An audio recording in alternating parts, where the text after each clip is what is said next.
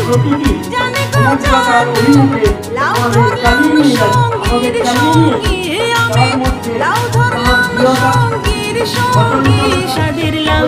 বানাইল মোরে বৈরাগী সাদের লাউ